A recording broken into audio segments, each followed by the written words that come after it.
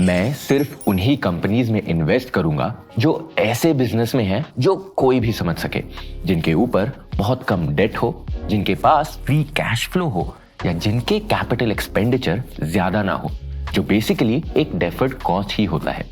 ये कहना था चंद्रकांत संपत जी का। वो एक बहुत एक्सपीरियंस्ड स्टॉक मार्केट इन्वेस्टर थे जिन्हें कई लोग इंडियन वॉरेन बफेट मानते थे।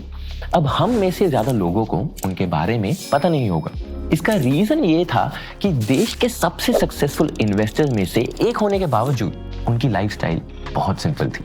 वो बहुत सादी जिंदगी जीते थे। चंद्रकांत संपत जी ने 1955 में अपना फैमिली बिजनेस छोड़ने के बाद 26 की उम्र में इंडियन स्टॉक मार्केट्स में इन्वेस्ट करना शुरू किया था।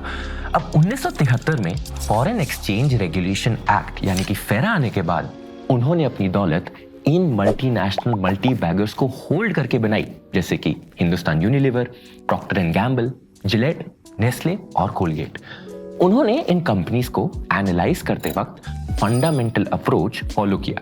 मतलब उन्होंने कंपनी के फंडामेंटल्स देखे, जैसे कि प्रॉफिटेबिलिटी, रेवेन्यू, एसेट्स, लायबिलिटीज और उसकी ग्रोथ पोटेंशियल। कंपनी के फाइनेंशियल स्टेटमेंट्स को एनालाइज करने का ये प्रोसेस, साथ में इंडस्ट्री आउटलुक और इकोनॉमिक एनालिसिस, इसको फंडामेंटल एनालिसिस कहते हैं। हाय, मेरा नाम है कशिश कपूर और इस मॉड्यूल में हम कंपनीज का फंडामेंटल एनालिसिस करना सीखेंगे। इस पहले वीडियो में मैं आपको ये समझाने से शुरू करता हूं कि फंडामेंटल एनालिसिस क्या होता है। इसके लिए एक टूरिस्ट का एग्जांपल लेते हैं जो किसी फॉरेन कंट्री में घूमने गया है। उस टूरिस्ट को डिनर के लिए एक फूड स्टॉल चूज करना है। ये करने के बेसिकली दो तरीके हैं।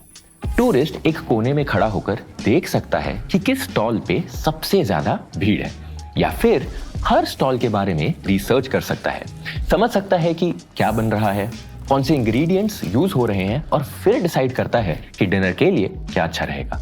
पहला तरीका टेक्निकल एनालिसिस है और दूसरा तरीका फंडामेंटल एनालिसिस है। फंडामेंटल एनालिसिस में आप एक कंपनी के एनुअल रिपोर्ट में इन डेप्थ जाते हैं ताकि जान सकें कि कंपनी क्वालिटेटिव और क्वांटिटेटिव नजरिए से कैसे परफॉर्म कर रही है।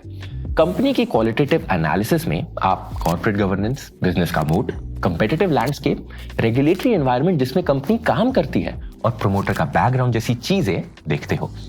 क्वांटिटेटिव एनालिसिस में आप कंपनी के फाइनेंशियल्स में डिटेल से जाते हो, जैसे profit and loss, balance sheet और कैश फ्लो स्टेटमेंट्स, और देखते हो कि फाइनेंशियल्स कितने स्टेबल हैं।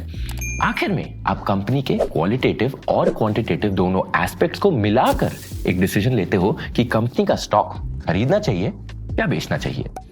इस वीडियो के लिए इतना ही। अगले वीडियो में हम फंडामेंटल एनालिसिस से क्या रियलिस्टिक एक्सपेक्टेशंस रखनी चाहिए ये समझेंगे आगे बढ़ने से पहले। इस वीडियो के कुछ की टेकअवेज ये रहे स्क्रीन पर।